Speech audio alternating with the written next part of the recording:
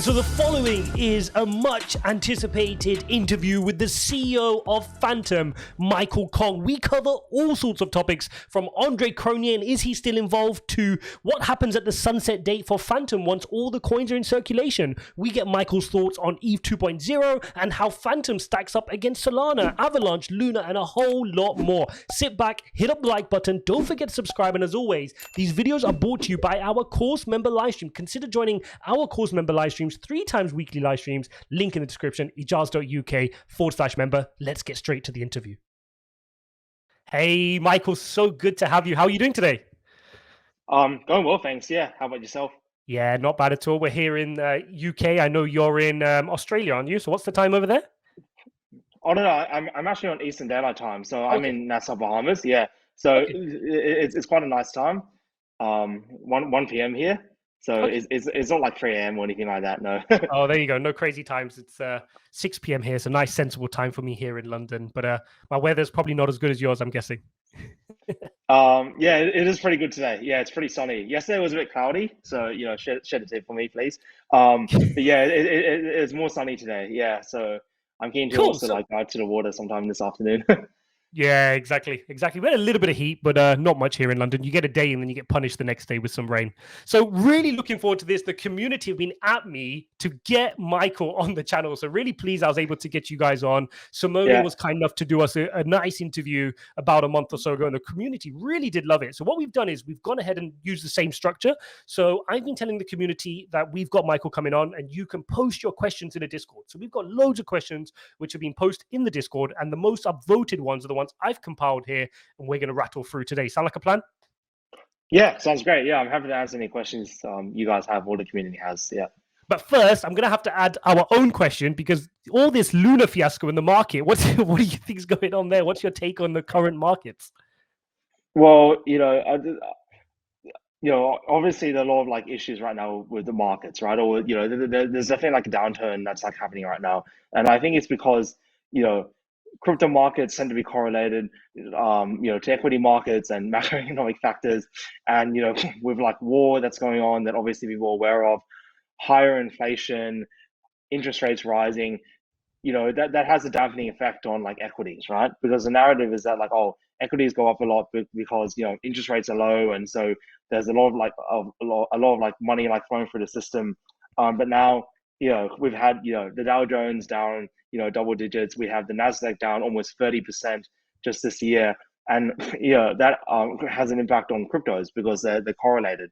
And so what happened yesterday is that there was more of a downturn, and that triggered kind of a bit of a scare with the value of UST and Luna as a whole. And I think more specifically to do with Luna or these algorithmic stablecoin models, I think the models that we have right now don't really work. And I don't know if there is an ideal algorithmic stablecoin model that can work in the end, because if you think about what a stablecoin is, right, or what a currency is, or what a token is at its base level, right, is that the value of it is determined by buyers and sellers, right? It's determined by the market. And so with an algorithmic stablecoin, in the base case, it's just like a fiat currency, right? In that it's not backed by anything, it's not backed by collateral, it's not backed by gold or silver or commodities or anything like that, like we had in the past. It's backed on people's faith in it that it will maintain a certain value. And so the way that monetary policy works is they have all these really like tricky mechanisms in order to try and like keep a currency at a certain price. And, you know, sometimes it does work for some time, other times it doesn't. And I think algorithmic so-called like stable coins suffer from the same sort of issue, right? And so, you know, I think coins that are over collateralized, you know, for example, like, you know, MakerDAO DAI, and there are others out there, you know, tend to be like a bit more like safer, and I think are fundamentally stronger, and that's because of a working auctions and liquidations model, right? In that, you know, if the price of the stable coins such as DAI goes below 1, eventually people have to buy DAI in order to like unstake the assets that have collateralized, right? And that puts buying pressure on DAI to keep it at peg and but you don't really have that mechanism in, say, like Luna, right? You have this like mechanism of like, you know, the burn and the minting to do with Luna and Terra, and you know that can have an impact in trying to stabilize the price. But is that there enough, especially with with how big like you know the Terra market has become, you know, like over $10 billion? I'm not really sure, right? So I don't really know if there's a perfect or a good algorithmic stablecoin model that can work in the end. I mean, central banks struggle with it to begin with, and they have much more sophisticated and complicated models that have done far more than like what we've seen in crypto at the moment. So those are kind of like my views. Perfect. And what's, for the viewers at home, what are Fantom's thoughts around stable coins? What's the discussion at the team level around stable coins at Fantom? What's your philosophy around it? We do generally think that, like, you know, the over collateralized stablecoin models kind of work better. For kind of like the reasons that I've given before, because it's backed by an asset, and there's a buffer there, so you don't have the collateralization ratio of 100%. You maybe have it 150% or 200%. You know, that adds a lot more security to the token, you know, to the debt-based token. And so what we have seen on chain are some of these like native like stable coins are coming to Fantom, which are like backed by collateral, right? At least to some degree. And so with this like FUSD token that the foundation put out, that honestly we haven't done a very good job at, and hasn't been very successful. You know, we're looking at getting the auctions and liquidations fixed. So you know, the collateral would be initially backed by FTM, and then handing that FUSD token to the community for the community run. Because an important philosophy for the foundation, and one of the mistakes that we learned in 2021, is that, you know, we shouldn't be in the business of building applications that we think are lacking in the Fantom ecosystem. We should be encouraging builders to build those applications, but their core technology, middleware, infrastructure, that should be the technology focus of the foundation, and that's only what the foundation should be focused on for a technology level. But we do want to repair FUSD and hand that to the community. So we definitely don't want to go. You know, multiple people were PMing me and messaging me also publicly as well about, you know, doing what a coin like what Terra did, because there's a lot of hype around it, like, you know, USN with NEAR or USDD with Tron. And I told those people, I don't think that's the safest option. I don't think that's the best option. I think the better option is to have like an over collateralized model tied to the value of FTM. And so that's the kind of approach that I think we should be going in terms of like launching stable coins on Fantom. And I hope like other people also launch stable coins that are kind of like that on Fantom. And then from there, it'll be survival of the fittest, won't it? If you're encouraging all these dApp developers to go and do their own best thing, then the ones which become battle tested and prove themselves worthy ultimately rise to the top. Yeah, that's right. Because, like, you know, if you don't have a auctions and liquidation model that works correctly, or you have a bug with the smart contract, eventually like the stablecoin will be like in a lot of trouble, right? I mean, we kind of saw with MakerDAO back in March 2020, I think. The auctions and liquidation model didn't really work that well back then because of like a lot of network congestion with the updating of the price of Ethereum, and so the protocol actually went into a lot of debt. I mean, they managed to claw themselves out of that, and you know, since then they've improved upon the auctions and liquidations model. That even during like significant downturns like we've had more recently, or in May 2021, almost a year ago actually, or maybe a year ago to this day, you know, when the price of crypto has dropped off very quickly. You know, I think ETH maybe like 40% that single day. You know, you're still able to like maintain peg, right? And so in the end, you know, the number of stablecoin that's issued in a debt-based model is really dependent on how many people put up collateral, right? And how many people put up collateral is, you know, up to the market, right? You know, they kind of decide, you know, what stablecoin they think is most sound, will get the most traction, has the most use case, has the most utility. And those are the type of stable coins that they will be going to. And so again, you know, as you mentioned before, like it's just competition, right? It's just letting the market play out itself, and some models will be better than others, and you just let people decide on their own. Absolutely. And just to kind of scratch things back now and kind of go down a slightly different path. So anybody who's watched some of your interviews in the past knows that you're very technically capable. You're very bright mind. You're very good at the technical side of things. But why don't you give us a brief, you know, intro into how you got into crypto? Like, how did you start out in crypto? What was that journey like? And then how did you come up with the Fantom concept? And what challenge were you trying to solve? You just walk us through that series of timeline. Yeah, I don't think I'm like that very technically gifted. Like I do have I do have a technical background. I do know some stuff, but people, Andre and developers on the team and Kwan, our CTO, are much more like technically capable than I am. They're the ones that really like help build the underlying technology that we have today. But in terms of my background, I mean, how I got into this space. Well, I first heard about like Bitcoin. It was like 2012 because I was listening to this podcast that a lot of people were like are very well aware of now in the crypto space, quite notorious. His name's Peter Schiff, right? And even like back in 2012, he was telling people, oh, don't buy Bitcoin, $5, it's actually worth zero. So if you're buying at $5, you're just like, you're going to lose all your money. And he's the same thing at $10, $15.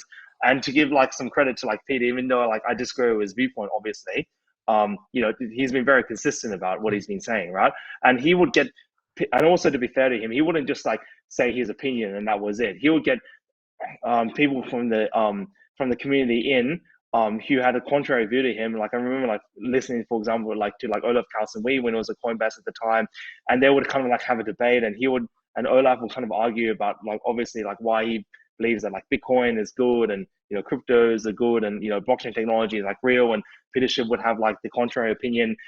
So back then I was kind of more skeptical about Bitcoin because I also was aware of a project called DigiCash back in the 1990s.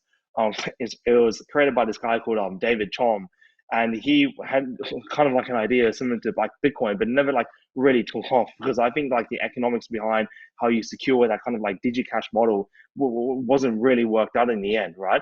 And what Bitcoin did was kind of like at least to some degree solve that economic issue about how you incentivize people to maintain the network, which David Chom like wasn't able to do, right? So I was kind of a bit skeptical there. And then in 2013, I talked to some more people who were like involved in the libertarian space, and libertarians, as a proportion, of the population, they tend to be more into like cryptocurrencies and Bitcoin, philosophically than the general population. So that's when I started like buying a bit of Bitcoin. But then really in 2015 and 2016 is when I got a lot more involved because a friend of mine at the University of Sydney, where I studied finance and IT, and there were a few other people who were also like this. They were very much into like Ethereum, right? And they were telling me about like smart contracts and you could code all this functionality, and they had a vision about like what we kind of see today about like DeFi and insurance and just like a wide range of applications, right? And they were going around and telling people a lot about this. And I kind of like listened. I said, wow, this is quite interesting. And so I just started playing around with smart contracts, just like building random stuff as you do as a developer, just to understand how it works. But also in 2016, 17, as part of like finishing my IT degree, I had to do like a software project and a thesis in order to like graduate, right? And fortunately, my professor at the time, Professor Bernard Scholz, he actually joined us beginning of this month to work on a new smart contract execution engine, which I guess we can talk to on the call. He was running a research group to study the Ethereum virtual machine and building software to analyze virtual machine instructions to identify particular bugs in smart contracts. And for example, some of the bugs that we talked about, remember this is back in 2016, right? So it wasn't as sophisticated as it is now. It was like re-entrancy, like what happened with the DAO, was the use of an opcode called TX origin, which you shouldn't use, was gas-related exploits, having infinite loops, which Solidity is notorious for, and just like coding all of these like all of these patterns into like our software to kind of like find these bugs automatically in smart contracts. So I did a lot of like technical research back then that I really very much enjoyed, and I was very lucky and privileged to be able to do it. And in 2017, when I was doing my thesis, I was also working. So I was kind of doing that part-time, and I was also working full-time as a software engineer, as a first full-time software engineer for a blockchain development firm called Blockade out of Sydney. And that firm has worked on a number of big projects. Probably most famous was Synthetic Network Token, SNX. So back then in 2017, it was known as Haven. And so they worked on the first implementation there. And just before I left, I worked a little bit on it, which is quite interesting because it evolved very differently from kind of like how we expected back then. And also in end of 2017, like just after like I finished like university, I also started like a hedge fund in Australia with a few people from the finance space, and that's kind of like how we got into Fantom, because we were also like advising on a few ICOs, and Fantom back then was a Korean project, and the people on the Korean team on paper looked like they were very well qualified, with like PhDs and associate professorships, and they were talking about how like they wanted to build like a new like asynchronous technology, be able to process multiple transactions simultaneously.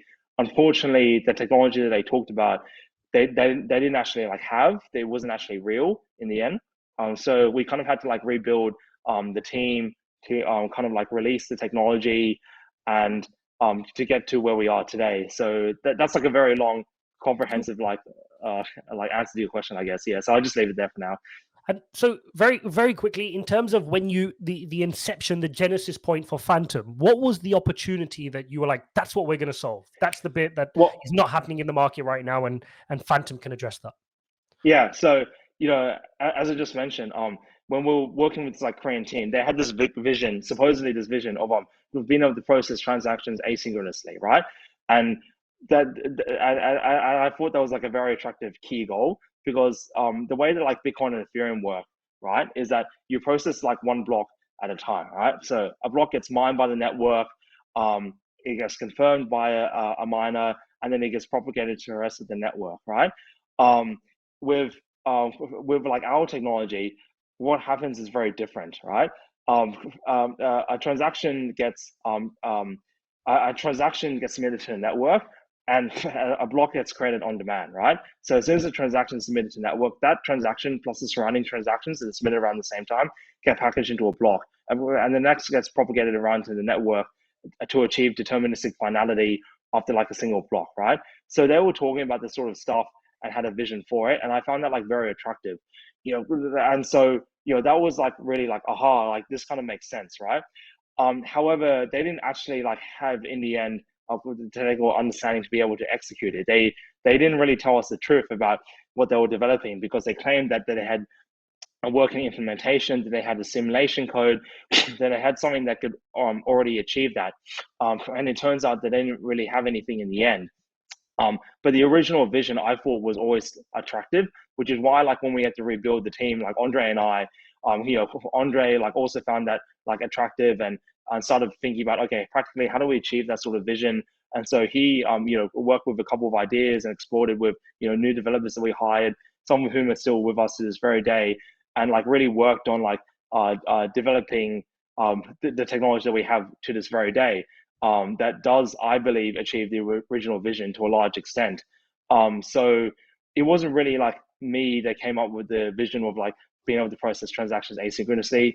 It was an idea that has actually already been around for like a while. Hashgraph, I think, were the first ones to kind of to deal with it, but they were to deal with it in like in a permission environment. Whereas like our vision was not just to like achieve the asynchronous processing of transactions, be able to do it, in a permissionless manner. In other words, like people can leave and join the network at any time. There's no gatekeepers in terms of validators. The consensus is leaderless, so validators are all treated equally. And there was something that was going to be open source, and something that was just going to be like a platform that's out there for anybody to use to build whatever applications they wanted. So that was also part of the vision for the technology that we ended up developing in the end. Cool.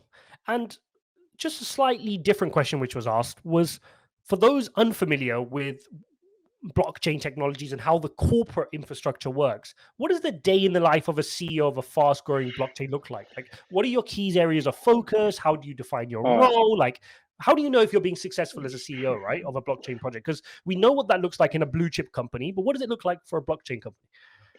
Yeah, it really depends like what your organization is and what you're actually building, right? So for Fantom itself, I work at the Fantom Foundation, and our mandate is to like grow and develop the Fantom ecosystem as much as possible, right? So kind of like the way I like to measure like, like how successful we've been is kind of twofold. One is looking at the technology developments. Are we on time achieving, the technology goals? Are we making it more scalable? Is it rolling out well? Are things staying online all the time? Those sort of like kind of like technical like questions and answers, right? And then on the ecosystem side, it's really looking at metrics, right? Number of daily users, wallet growths, applications being deployed on Fantom, how many people are coming to it, all the social media metrics and that sort of thing. So I kind of like look at it in terms of like, the data about like the growth of the chain and how much is used, right? So that's kind of like how I kind of like measure, I guess you can call it like quote unquote success, right? But it's a bit difficult though, because the growth of like blockchains, isn't just like dependent on like it's kind of like with stocks, right? Like the performance of a company, is determined largely like with like how the company like performs internally, but it's also affected by like external macroeconomic factors that are kind of outside of your control. I think it's the same thing for blockchain projects.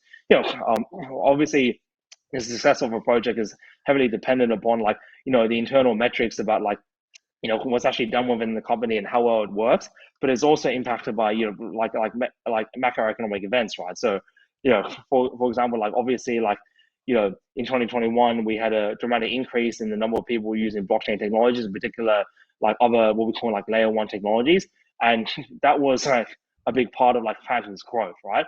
But we're also able to like put ourselves in a position to be able to capitalize that growth.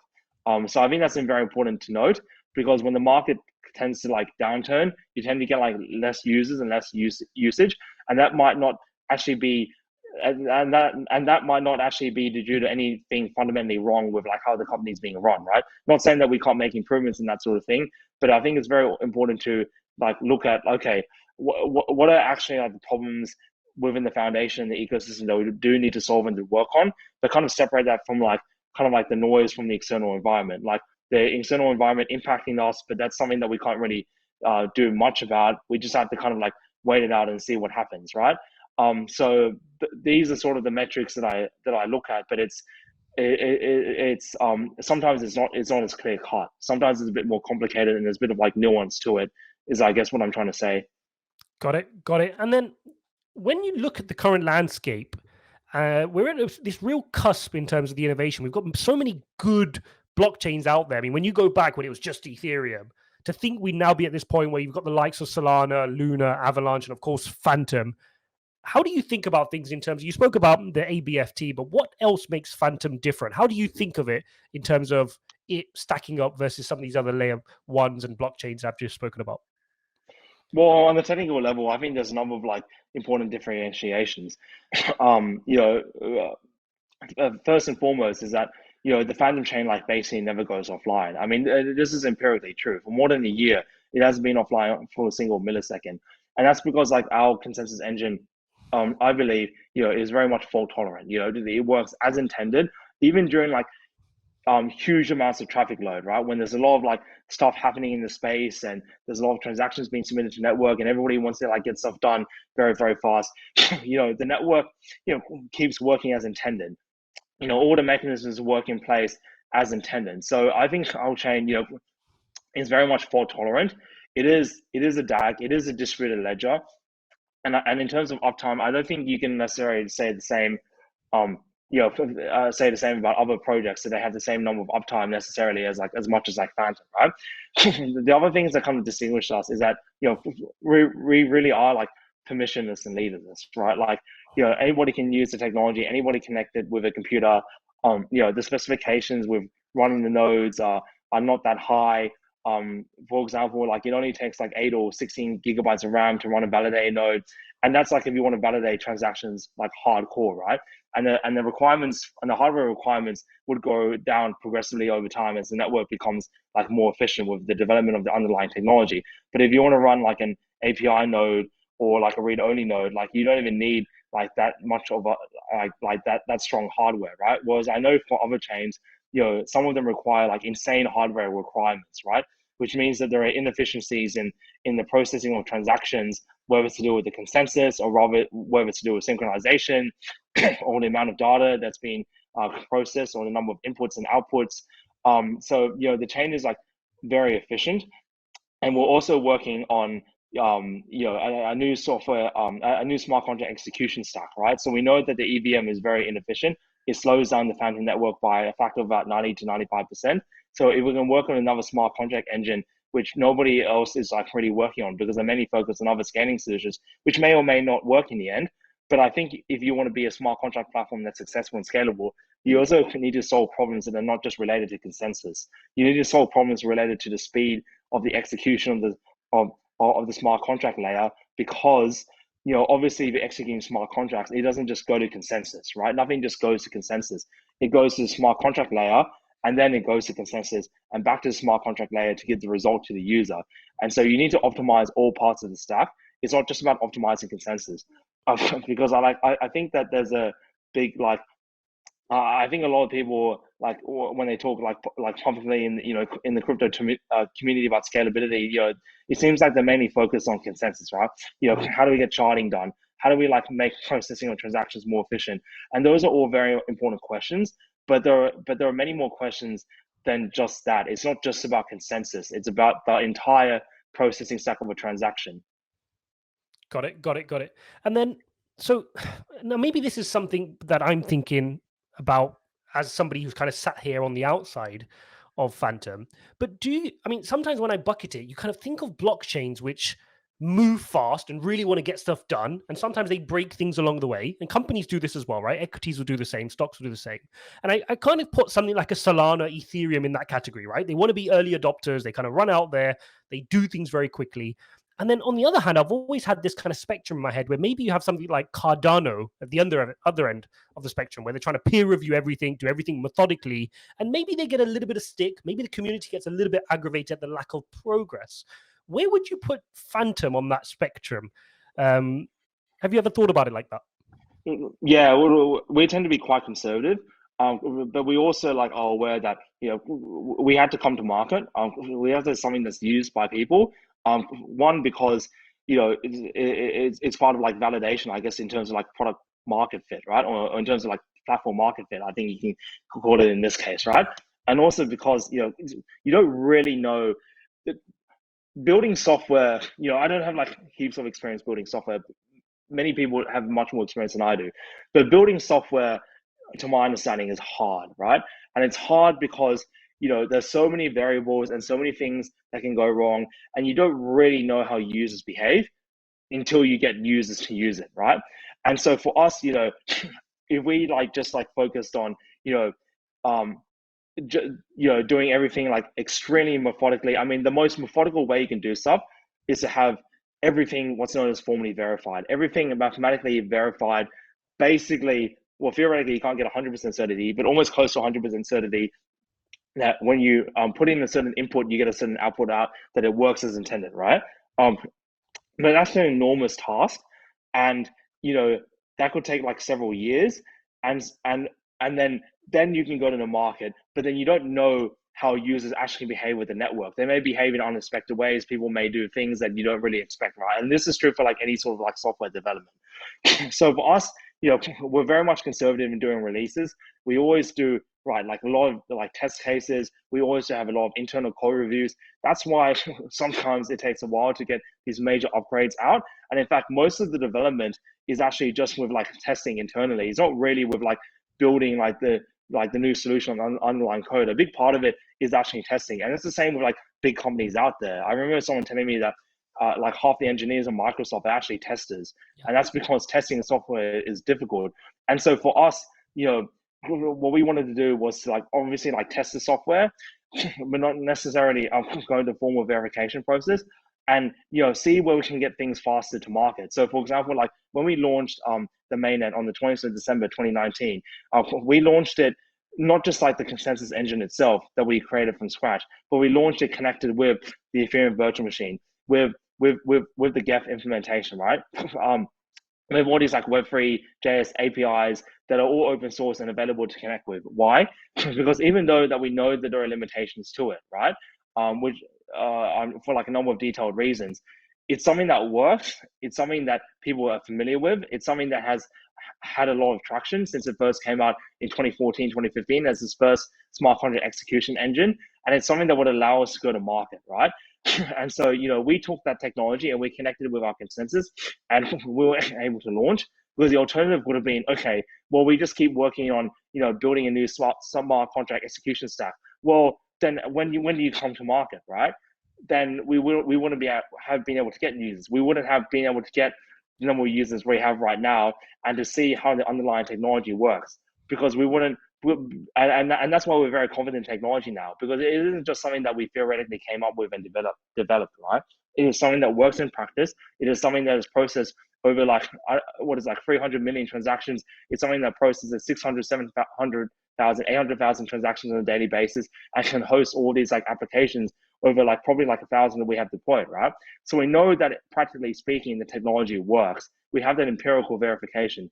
That being said, we are in the process of talking to a number of firms and hiring people to do a formal verification of our underlying consensus, because it is very important to have that security guarantee. There are other like security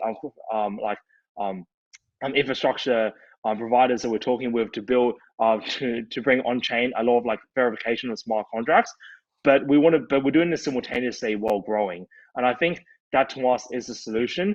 You want to keep growing. You want to have that empirical feedback from the community, from actual users. At the same time, though, you do want to be careful about the technology you put out there, because this is mission critical software.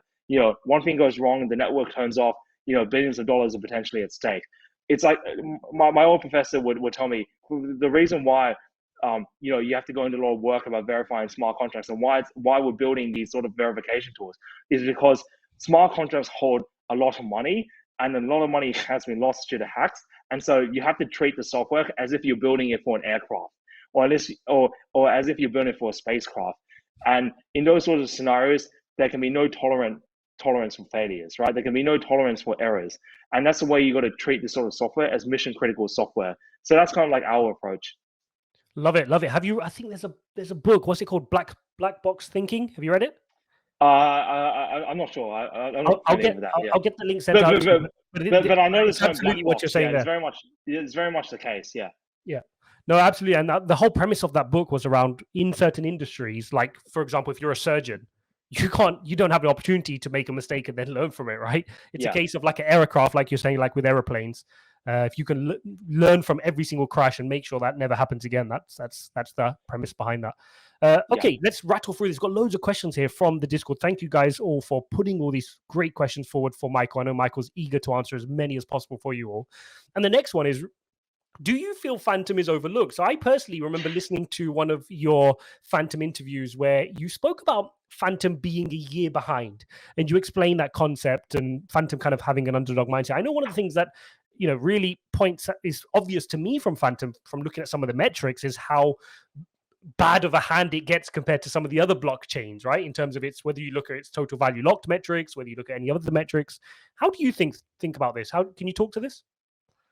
Yeah, sure.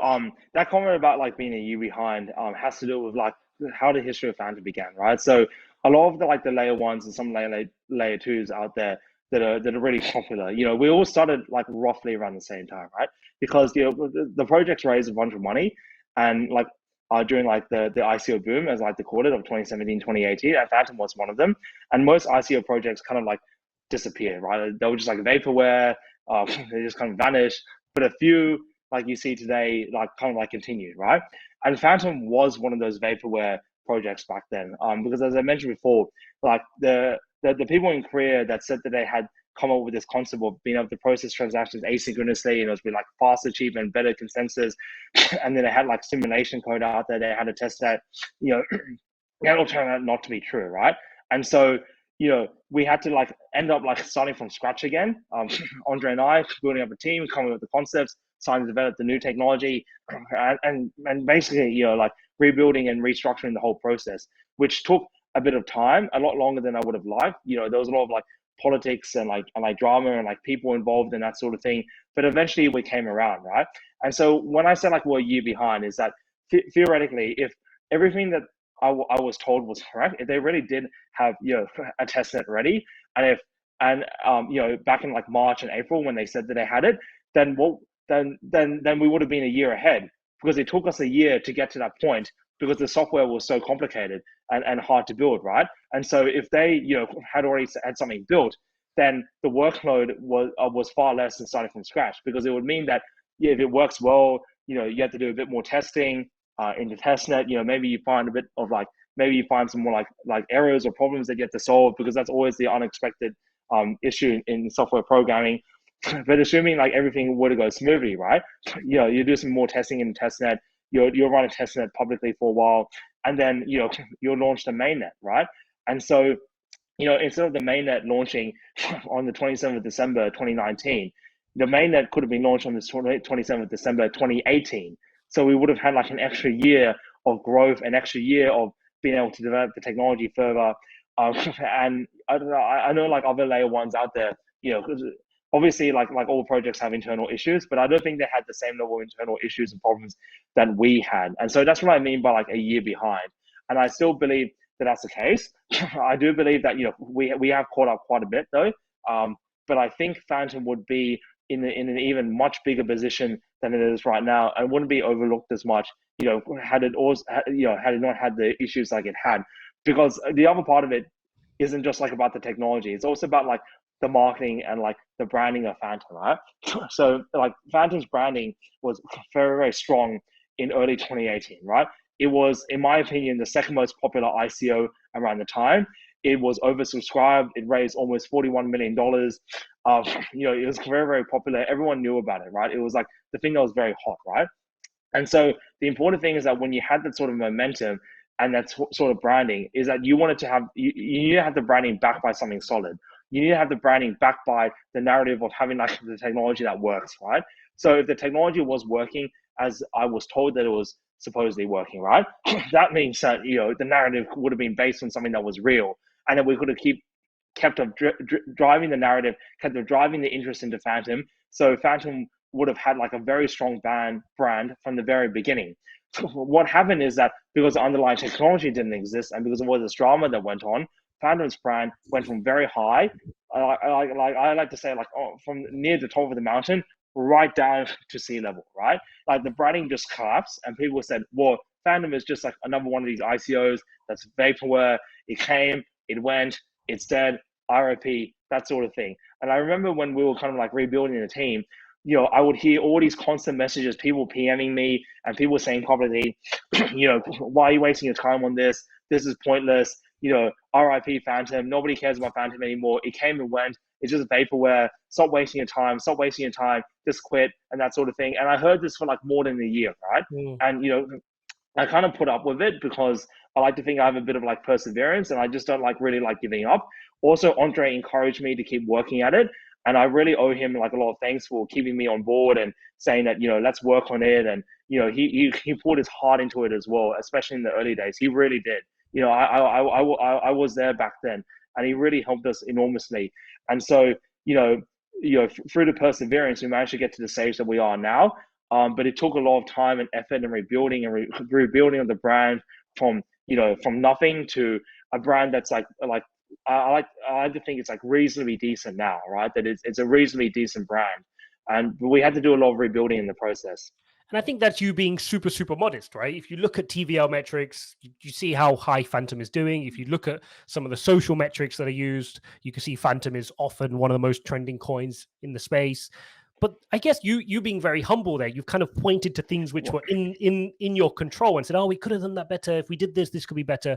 But when I'm talking about overlooked, I think sometimes there's just an element which is just out of your control, to be fair. And I think if you look at the market as a simple example, it took what happened to Luna and what is happening as we speak for Luna to now be the same percentage off all-time highs as something like Fantom is. So, and for Fantom, if you look at the Fantom situation, they've done everything right, in essence. You've had small kind of FUD around liquidity issues. You've had some issues around Andre leaving, but that's not the equivalent to a USD fundamental depegging, right? If you look at something like Solana, downtime, but you don't have that same downtime on Fantom. So it also gets me thinking, what if Fantom was to make a critical error, which every blockchain has, like if, the equivalent of USD depegging or Solana's downtime, would there be any room? Like, because they're already getting hit for even these kind of smaller mistakes, is my kind of thinking. Do you ever worry about some of that stuff? Do you have that underdog mindset? We've definitely done like a lot of things like, wrong along the way, right? We definitely like made mistakes, as I talked about before, like, the launching of the NFT marketplace, Artian, I think was kind of a mistake from our part. How we handled FUSD was a mistake. We've definitely made like a lot of mistakes along the way, right? I mean, we've done some things right, but we've also like made mistakes. And I think the other projects that you mentioned there, I think they've done like other like types of mistakes from us though.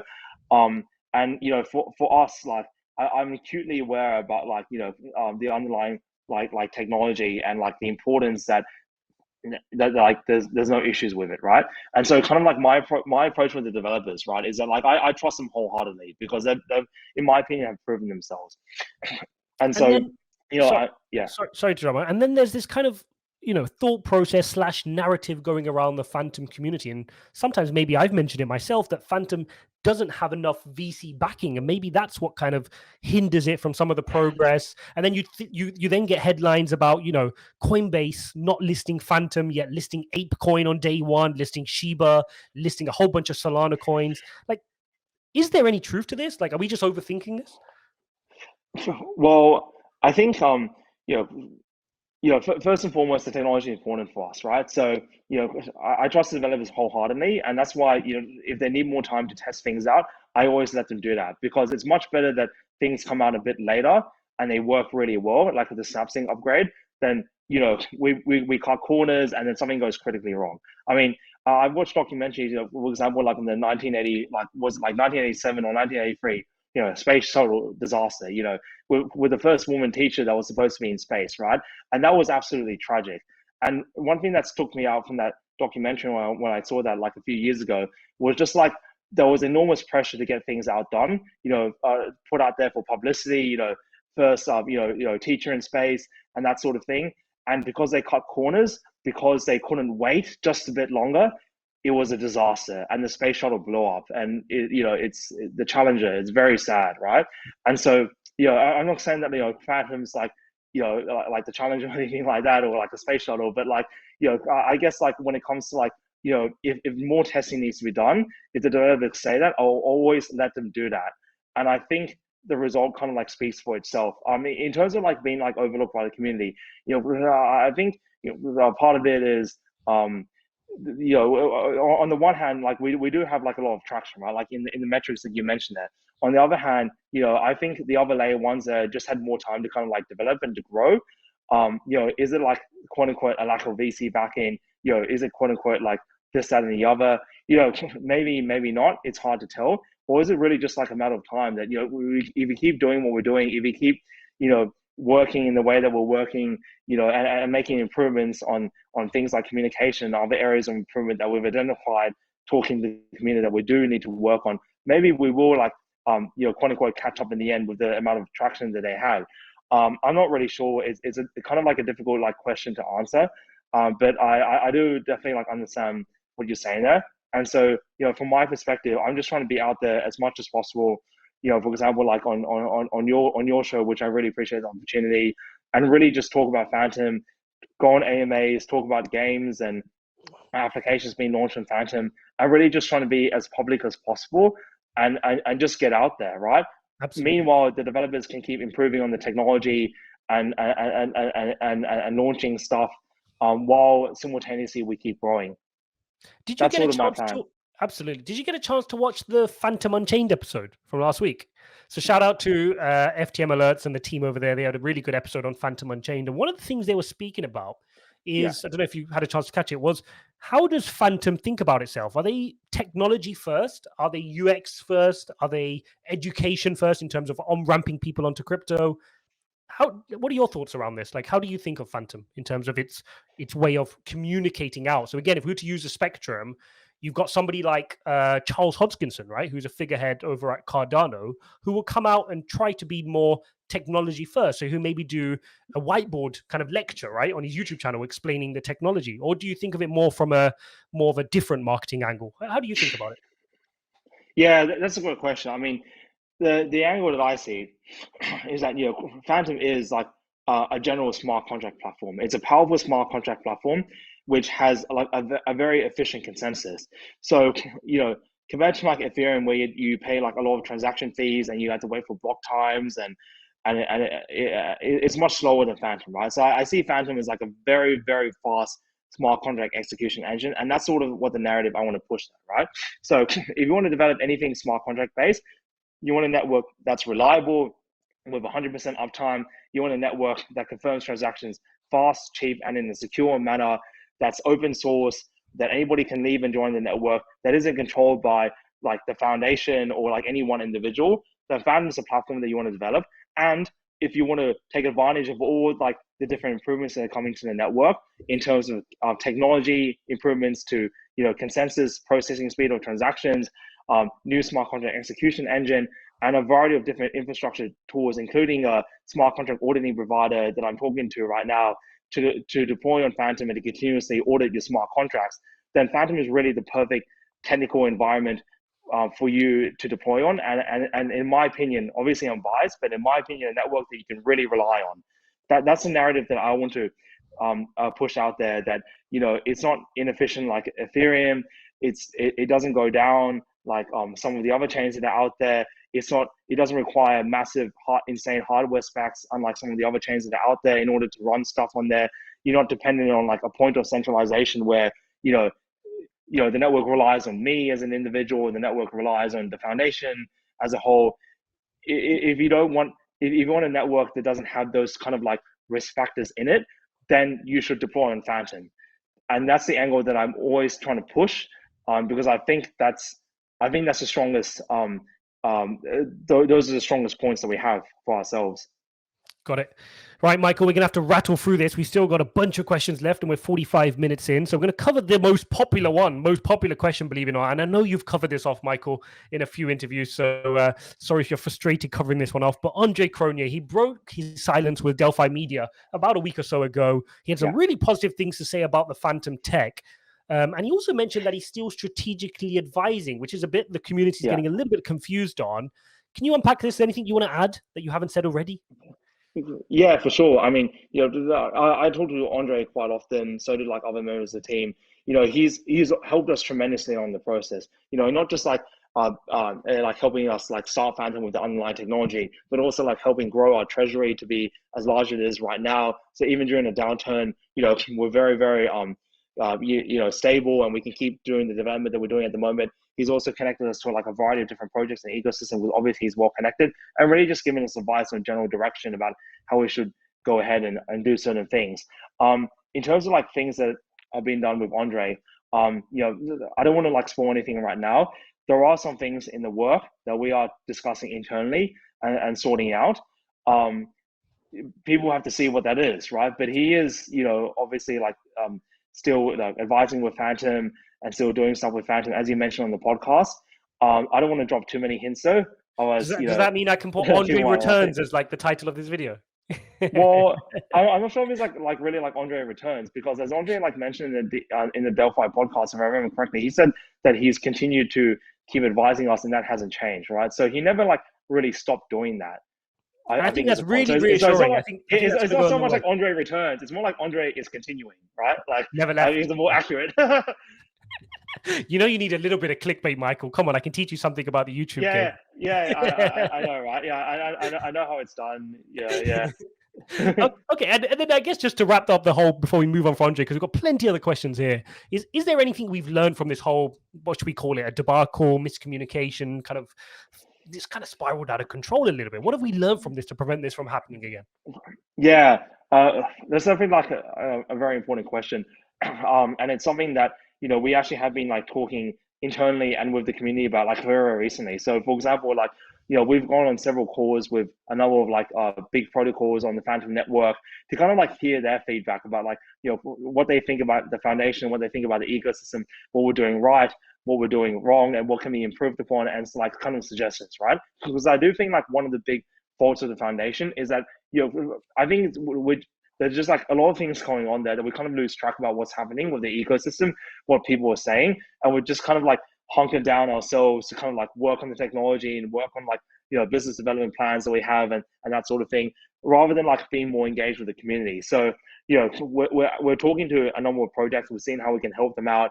We're seeing about like how we can communicate with things better. So for example, like internally, we've set up like a Slack group to kind of like with like all the like marketing and PR people to, whenever we want to push out like an update or some new details, or there's something we need to respond to in the community, that we do it like in the coordinated manner, and we kind of like take the front foot on it, and then we basically like talk about it first, rather than like doing the action quickly, and then people wondering like what is going on, and then answering it, and then like kind of like clarifying it afterwards, right? So I think we need to be a bit more forefront at the communication.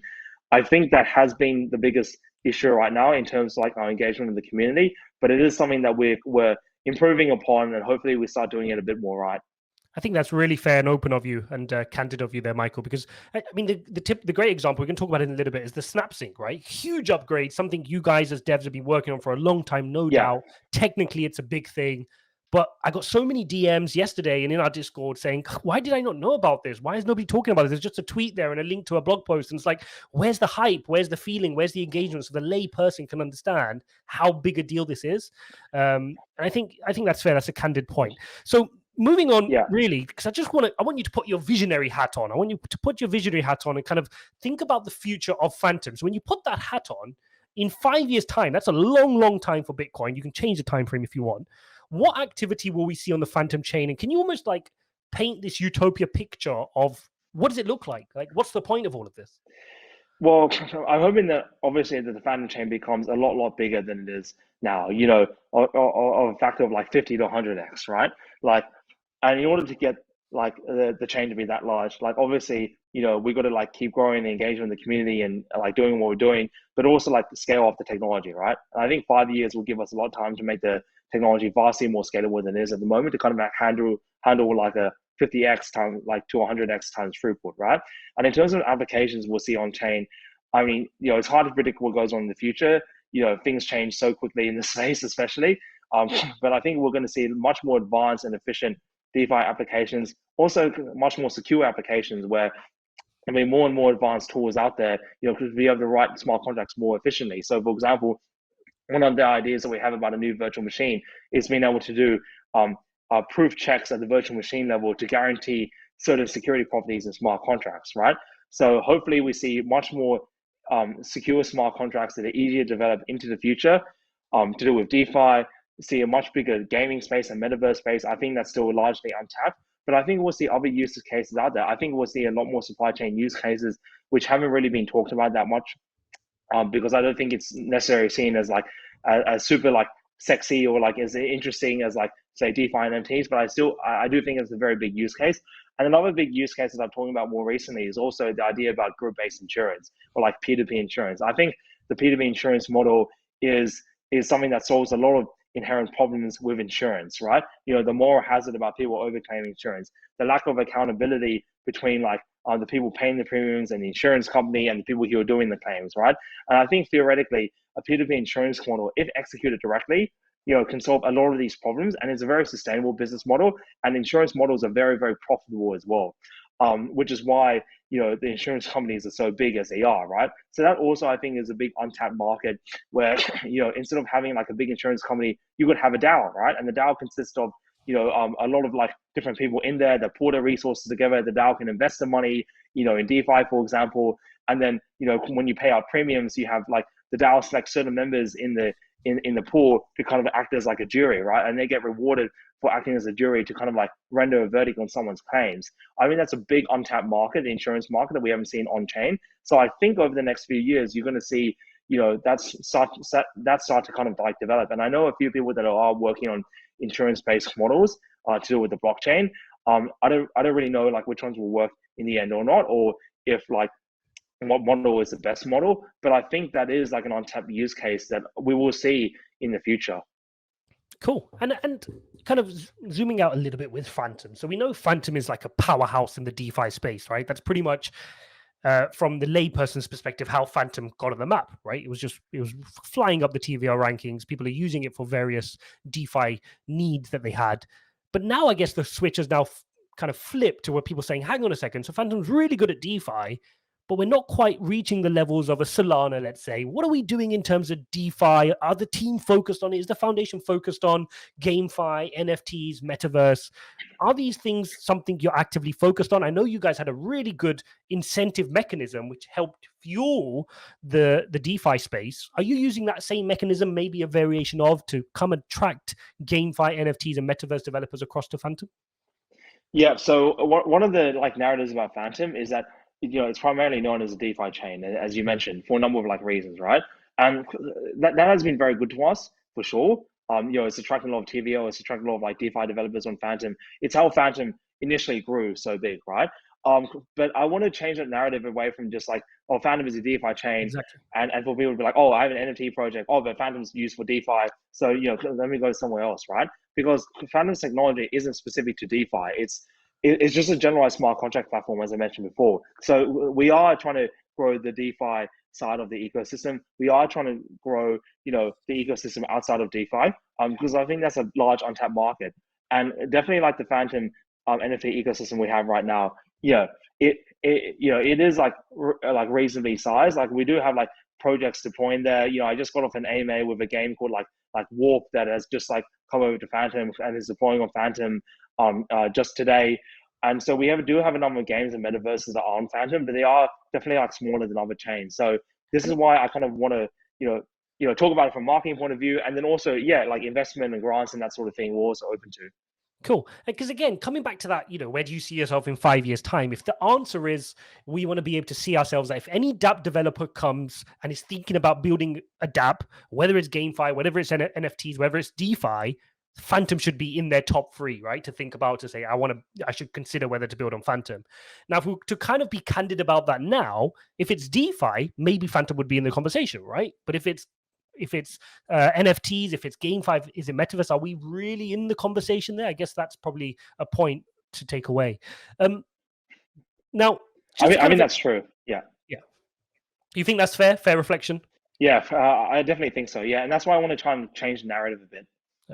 I think that's felt widely in the community. And it's definitely something that can be tackled quite easily. You've proven you could do that in the DeFi space. It's just a variation of and a slight repackaging of the same technology, but just to a different set of dApp developers.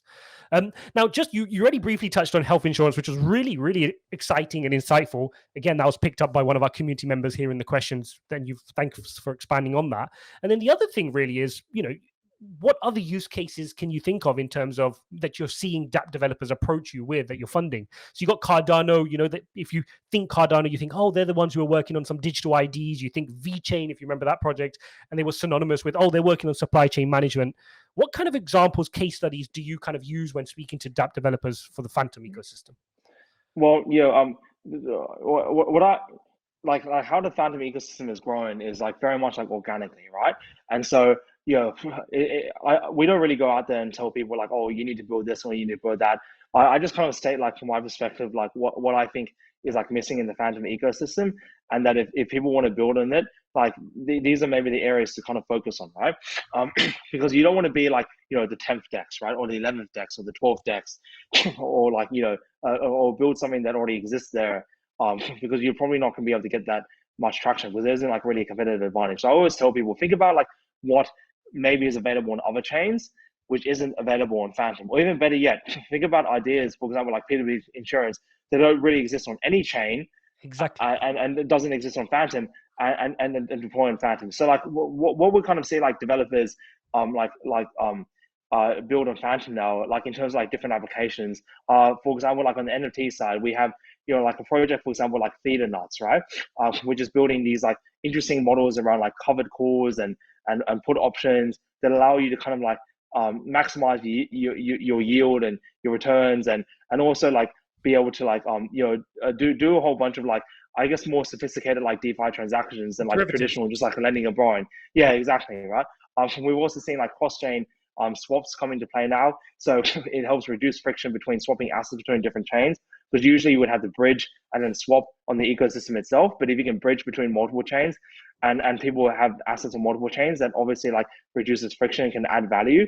And on the NFT side, I think we're seeing like different kind of like game mechanics come out about like, like how the token works, about like how the gameplay works, and trying to do like different variations.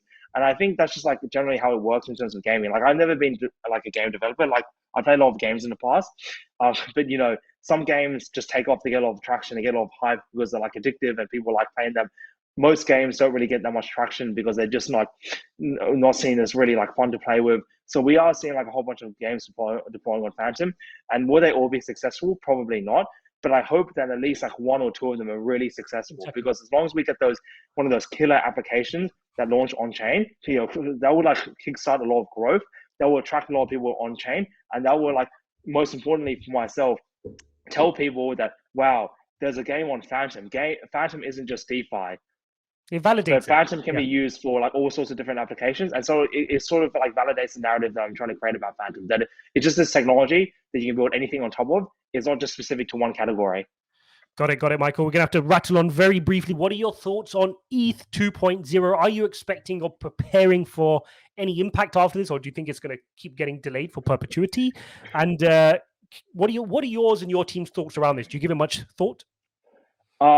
We do talk about like some things that are happening with Ethereum and other chains like internally from time to time.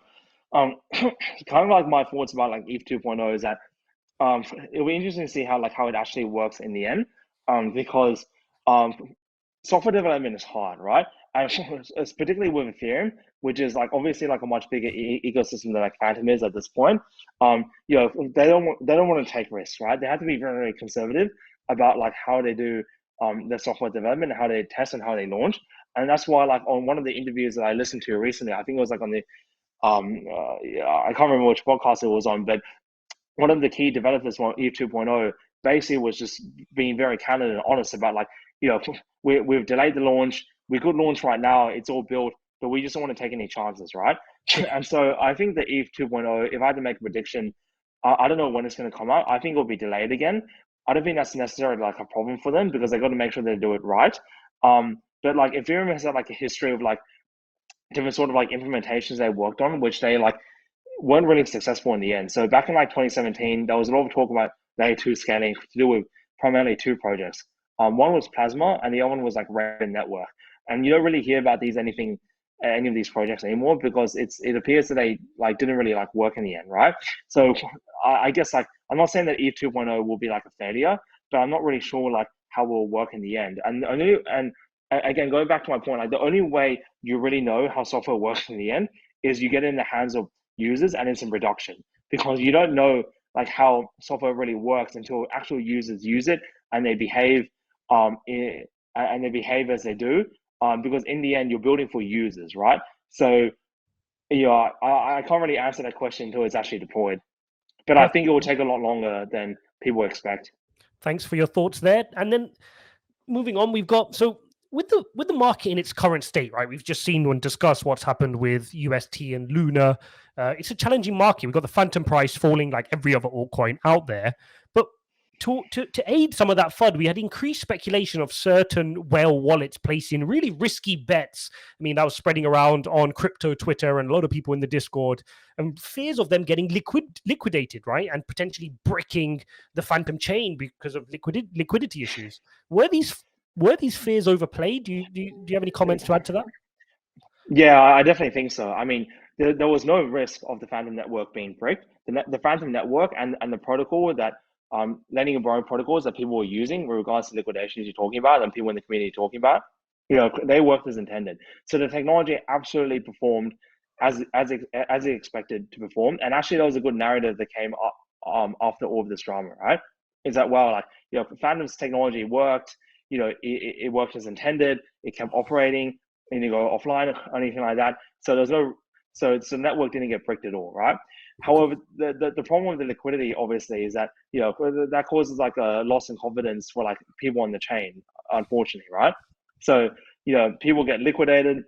So people see like there's a risk of liquidation. It becomes like a self-fulfilling prophecy, right? And this is the same with any market, right? It's all based on people's expectations. So that they're scared that someone's going to get liquidated, so they sell. And it gets more liquidated and sell and that sort of thing, right? And unfortunately, the problem is that like the narrative, it gets taken away from the actual fundamentals of the technology and the chain and the usage, and it gets driven by all these external events that are kind of like outside of our control.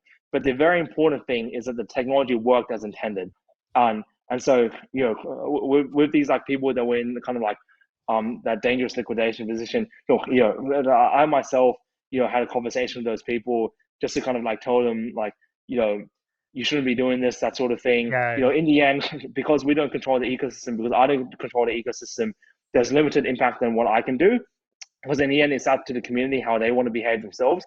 But at the very least, I can go in there and tell them my opinion about like, what they should or shouldn't be doing, and how it can impact the rest of the people on the network in terms of transaction usage and in terms of like, the ability to run applications and that sort of thing. So that has been like the level of my involvement. Yeah.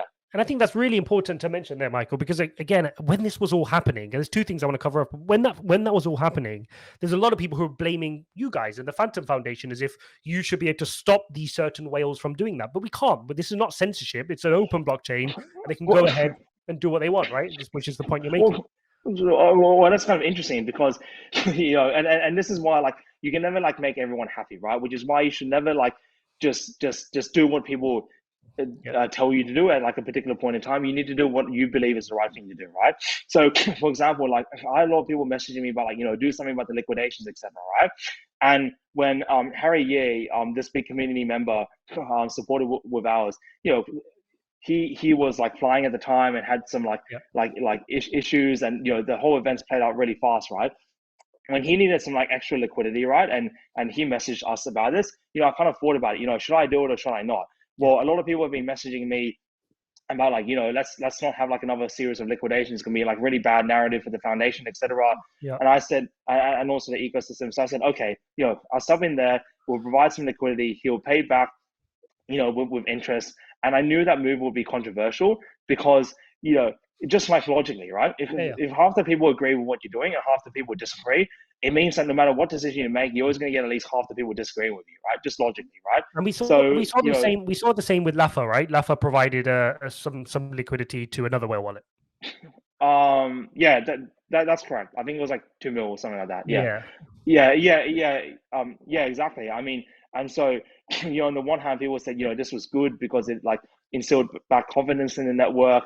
There were some unfortunate circumstances that happened there, like to do with like Harry, for example, or to do with he's known as like quote unquote the rabbit on Telegram.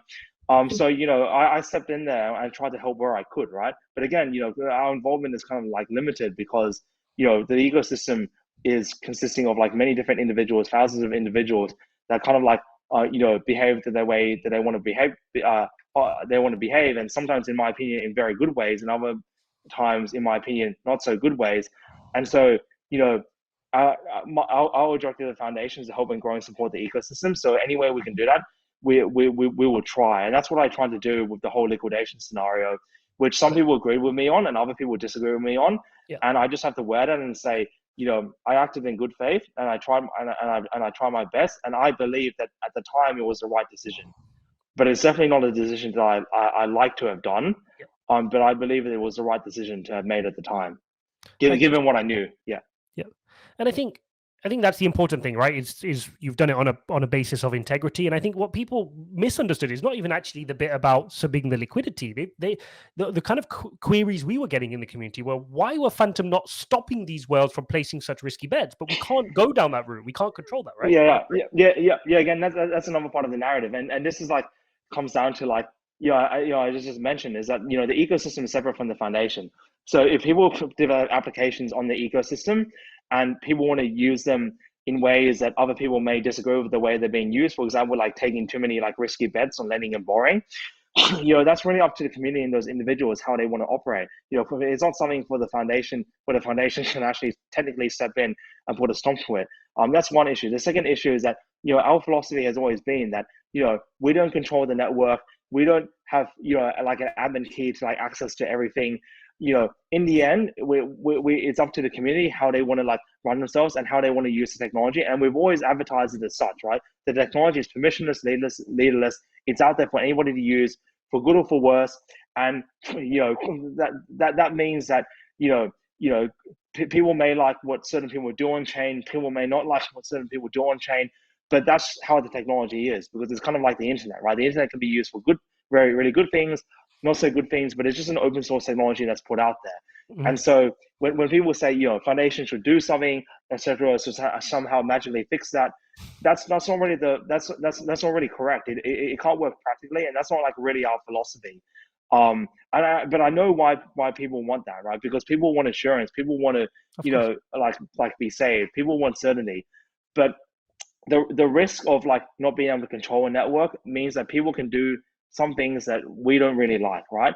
But that's the cost to it. The real benefit, though, and I think the benefits outweigh the cost, is that you get a lot of innovation, you have cool stuff being built, you have great things being used, like with the internet, right? And that's not dependent on foundation. That's not dependent on our time or resources. That's just the community doing it themselves. So there's a big plus to it as well. And I think the plus far outweighs any negatives that there are. Thank you for that, Michael, and largely agree with those sentiments, really. But I think one of the areas where the community kind of have pressed upon a little bit more, and this is one of the areas I'd agree could do with a little bit of attention, is around some of the communication. So to give a couple of examples, right? So last week we had a large crypto influencer talk about and spread some misinformation, quite frankly, about Cardano. And he said there's no apparent DEX on the ecosystem. So shortly after, we saw Charles, in his normal Charles way, coming out on Twitter to quite firmly dispel that misinformation, right? And that gave the community some reassurance. Similarly, with the whole Do Kwon and Luna situation right now, right? Do Kwon's out actively on Twitter, just kind of being there as a touch point. I mean, he didn't tweet for the last 12 hours and he came out and apologized for that, to say, look, sorry, I didn't mean to be quiet, but I'm just razor focused on solving this. We're going to sort this out.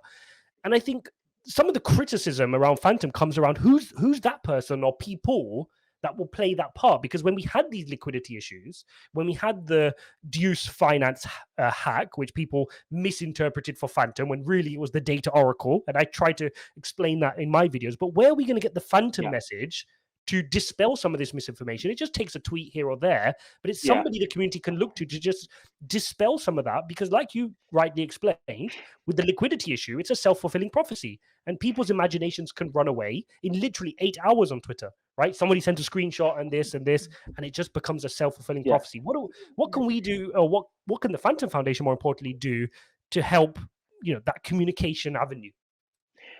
Yeah, I definitely agree. And just use like another example, like with the whole Harry liquidations situation. That's something that we could have communicated a lot better, but we just kind of like got distracted by other things, which is like our fault, and we shouldn't have been, right? So like going forward, like myself, plus there's two others on the team, Nick and Yuan, they'll be kind of like driving a lot more communication. These are people that we hired like early in the year, and I think they're very, very competent and they're very good communicators.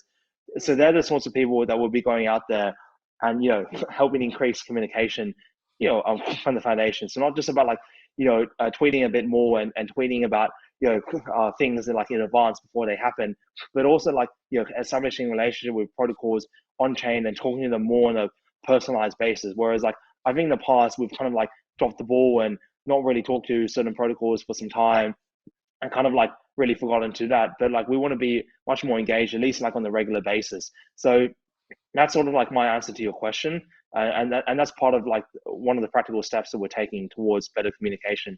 Agreed. And like you said, it's twofold. It's the investors want to hear more, and the dApp developers want to hear more. So that moves me on to kind of the next question, which is, again, one of the most upvoted questions in the Discord. What are the foundation's 3 biggest focuses for the rest of 2022?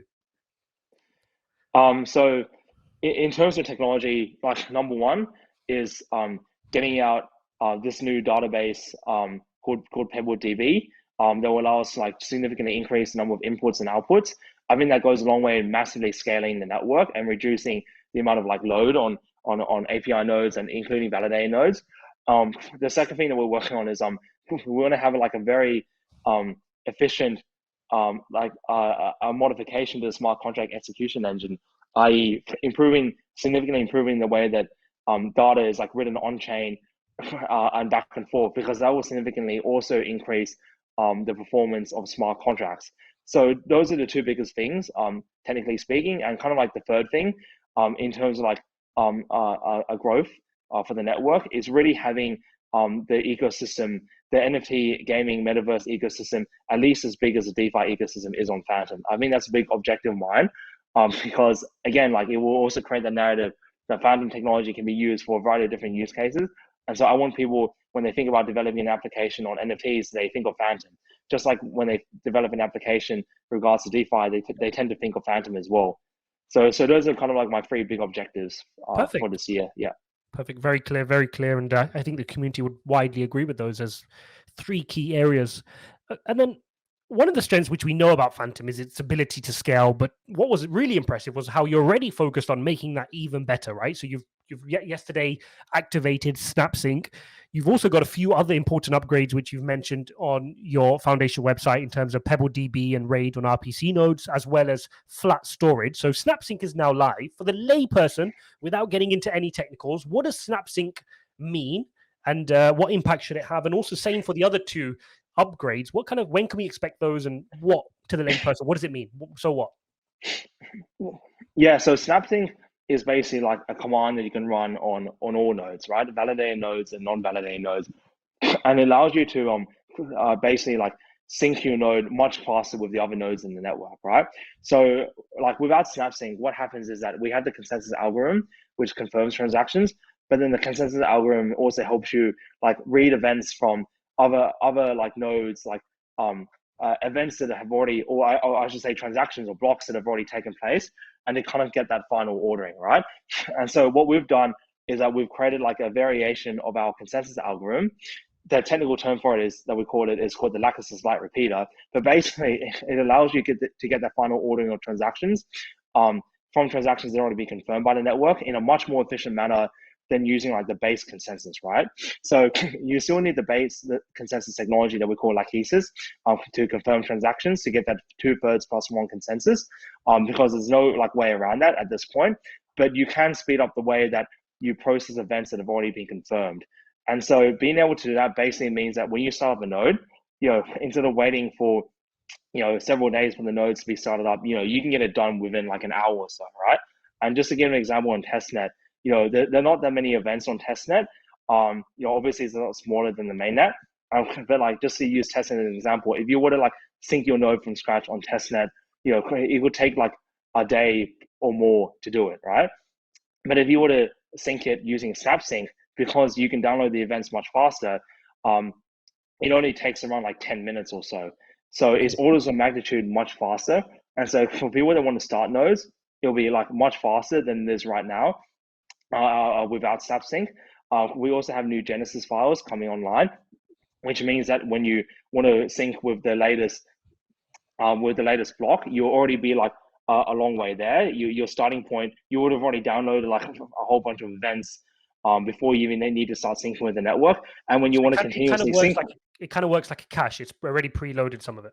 Yeah, kind of. Not exactly, but kind of. Yeah, at a very like general level. Yeah, and so like when you continuously sync with the rest of the network, with SnapSync, it'll just happen a lot faster. So events should be able to be processed a lot faster. It will allow us to increase the network throughput. The network should be a lot more stable. It should be a lot harder for nodes to drop off the network because they've lost communication or they start falling behind in the communication with the rest of the nodes, which has been an issue for our network. So it solves a lot of those sort of like synchronization issues. Got it. And how about flat storage? When can we expect the flat storage, and what impact would this have? It will probably be like in the latter half of the year. It's hard to say because we're in the process of implementing it. But there are like a number of technical components to deal with it, that may kind of like impede our process. But hopefully, like towards like the latter half of the year, if we can get that implemented on the testnet and then in production, then that will go a long way in scaling the network. So that's a bit more further out, and I can share more details. Probably like towards the end of the month actually, because I'm going to be doing an AMA with my old professor Bernard, and he can go into a lot more detail about sort of the roadmap there. Not just with flat storage, but a lot of other like technical like upgrades, maybe not as big as flat storage, but a lot of other technical upgrades that are coming down the line as well. Cool. Just a couple more here, Michael, and then we'll be good to wrap up if that's okay. So another popular question was, and it always comes up, you've addressed this multiple times as well, but just so we've covered it off, is around this sunset date, right? The date at which all the circulating supply of Fantom is in circulation. People are worried. I mean, again, this is coming back to that communication issue. We just want to communicate it out. What happens at this point? Because some people are saying, look, will the supply cap be lifted? Will transaction fees be affected? What happens? Yeah, so like when the max like cap is reached, right? It means that like by default, there'll be no like more block reward fees, right? or fees per epoch. It will just be like the transaction fees, right? Transaction fees are actually like pretty decently high at the moment, right? But obviously it means the return for validators will be lower. I mean, there's a number of like solutions, right? Like one is like increasing like the number of tokens in circulation, which I'm not like particularly a big fan of. Other ways include, for example, like having like liquid staking out there, right? So people can stake, they can still earn the transaction fees, but then they can collateralize the stake FTM to generate, for example, like FUSD or stable coins or other like sort of like derivative tokens. And we already have like a few like liquid staking providers on Fantom, like Anchor, Beefy, and Stata Network that are kind of providing that service. Now it's like relatively basic at the moment because they just deployed recently, but that will become more sophisticated over time. So it's all about like adding like more like token utility to it. We might do like a token burn in the future as well. There's a lot of things that we're kind of like discussing internally with regards to like reaching the max supply. Okay, cool. And then the second most popular question is around the Fantom's perceived lack of decentralization, right? Can we speak to this? I mean, do we have any active plans? Does Fantom have any active plans around making the requirements more accessible to become a validator? I know it's obviously since the Fantom price has come down a little bit, it's become a bit more accessible, but that's probably not the way we want it to be. Any thoughts around this? Yeah, I mean, like, I think if you compare ourselves to a lot of the other layer ones out there, I actually think we're very much more decentralized than they are, right? Can you give us some of those comparisons? Yeah, so for example, like in order to run like a Solana node, right? You have to run nodes with like very high specifications, right? So I believe you need like a minimum like 128 gigabytes of RAM, right? So that already is like a limiting factor on like being able to like run a node for Solana. Whereas like for Fantom, it's a fraction of that. It's about like 16 right now for validate node, and much less for read-only node, right? And so I see a lot of these stats around like, oh, here's a level of decentralization, right? And they try and simplify. They're like, oh, here's the number of validators, right? And they count like what they see as the validator numbers for different chains, right? And Fantom like isn't that high, right?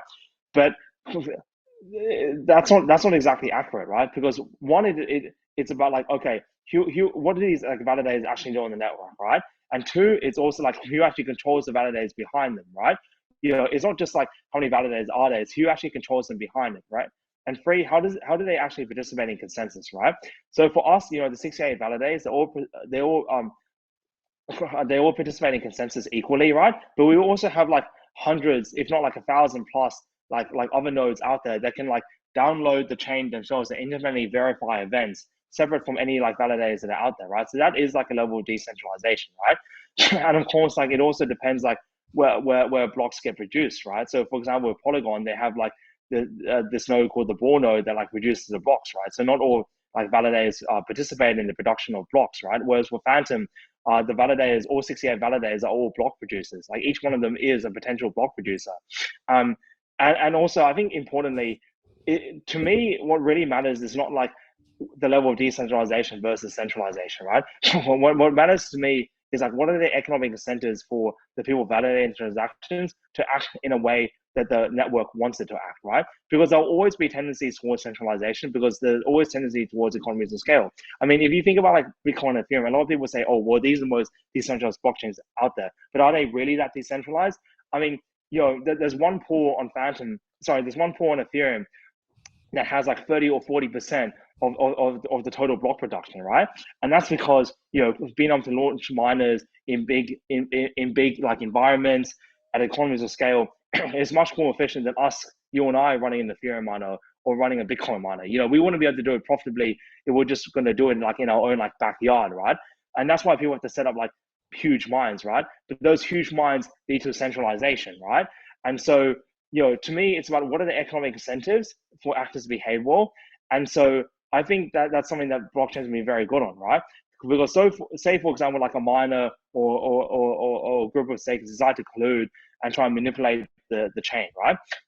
Practically they could try and do that. But then, all the investment that they made in buying the token or in buying the hardware, setting up the nodes and validating transactions, that would all go to waste because people could fork the code and then could like tweak it to make your machines useless and to run a separate network to yours. And so all of the tokens that you just purchased or all of the equipment that you just purchased are now useless, right? And so there's an economic incentive for you to behave well as expected by the network. Otherwise, you lose money, right? And so, as long as the incentives are aligned, you get a good result, right? As I think Warren Buffett said, show me the incentive, I'll show you the result, right? So if you have the right incentives on chain, then you get a great result. And I think that's what is really important. I think that's much more important than discussing, okay, how many validators you have in the network or anything like that. That being said, I would like to have around 200 to 300 validating nodes on the network eventually. I think we will get there. I think it will take a bit of time, and I think lowering the minimum staking requirement will go a long way in doing that, and also making running nodes a lot more efficient. For example, like SnapSync, just making the user experience a lot better will go a long way as well. What do you think a sensible dollar value is to become a validator? Do you think of that as a number, or? I'm not really sure. Like, I think I think the minimum stake requirement, if it's in like at least in a few tens of thousands of dollars, I think that's like a pretty sizable stake. I mean, lowering the validating requirement, like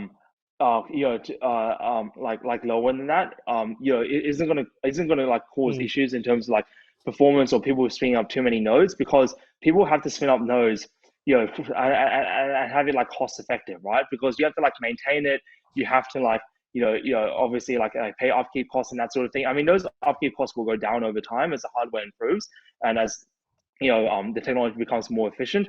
But I think you're not gonna be able to break even unless you have staked at least a few tens of thousands of dollars worth of FTM, in my opinion. Got it. Probably a bit more than that, actually. Yeah. Thank you so much, Michael, for being so generous with your time. Final question, as I've promised, and it's a bit of a yin and yang question. So, when looking ahead to the rest of 2022 and 2023, firstly, I just want you to give a bit of an insight into what would you describe as the biggest hurdle or challenge that you need to axe down in front of Fantom? And then on the opposite side, what excites you most about the opportunity that lays in front of you for Fantom and the ecosystem? I think the biggest hurdle for us, technically speaking, is being able to roll out this new smart contract execution engine, because it's very complicated. There's many parts to it, but we have a very smart team who are going to be tackling it. Right now it's like Bernard, and there'll be 2 other people joining next month, and hopefully a 3rd one in July. But that will be definitely like a big challenge for us. And separate from the technology, I think a big challenge for us is really just changing the narrative about Fantom, away from just like being about like a particular individual, like just about like Andre. I don't want it to be about myself. I don't want it to be about any particular individual, and I don't want it to just be about DeFi. I want it to be about the community, and I want it to be about Fantom as being this like very reliable, strong, layer 1 efficient technology that people who want to build smart contracts can depend on. That's what I want the narrative to be, and I think it will take a while to kind of transition that narrative towards this new narrative that I want to create for the Fantom ecosystem. But that is like one of my goals for this year and into next year. Cool. Thank you so much, Michael. I think that perfectly sums up those 2 questions. So thank you so much for being so generous with your time. We've pretty much run up to an hour and a half here. So sorry for running over there, Michael, but we just had so many questions from you guys in the community. Hopefully we can get you on again soon, Michael. For those of you who want to find Michael, where can they find you on the socials? So if you go to our Twitter, so that's @FantomFTN, you'll see like the latest updates there. The Twitter is like very active for us. We put our tweets or retweets, I think virtually like every few hours nowadays. And if you go to Fantom.Foundation, you can see a lot more about the team, the technology, technical resources, a list of like big ecosystem projects that exist on Fantom, as well as like links to like other social media like Discord and Telegram, etc. So like Fantom.Foundation is your kind of like go-to resource, and @FantomFTN is our Twitter handle. And that's you just track that, and you'll just see a lot of, you'll just see the latest updates just come stream in. Awesome. Again, Michael, thank you for being so candid. Thank you for being open to answering any and all questions from the community. We really do appreciate that from the community. Thank you, Michael. Yeah, thanks so much for your time. Again, like really appreciate it, and thanks for everyone for listening in. Yeah. Speak soon, Michael. Take care. Bye-bye. All right. See ya, everyone. Thank you so much. Bye.